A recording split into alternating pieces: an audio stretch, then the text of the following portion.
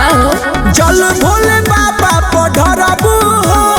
हमारा पवेला का करबू हो सुने खातिर बढ़तावे हमरू बेकरारी जा सुन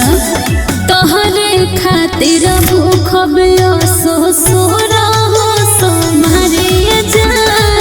जाके शिवलिंग पकड़ब हम जल ढारे जान बुझल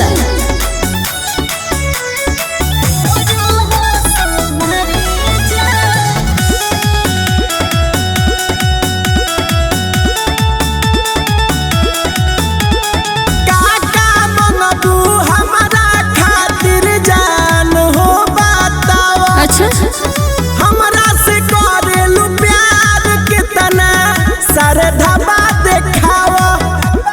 सुना ना मांगब तहरा लाना उमरिया कोबो न लागे के हो के नजरिया हसो तो भूख हमहु भूख अगला बारी जा तोहरे खातिर भूख सोरा हो सोमारे जाके शिवलिंग पकड़ब हम जल ढारे जान तोहरे खातिर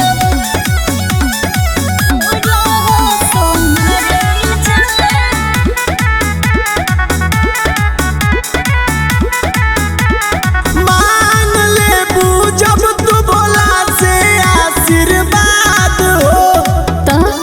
छुट्टी न सथवा सब दिन रहब आबाद हो हमर भोला जी हवे बड़ी भोला हो उनका भक्ति में दुख नहीं होला हो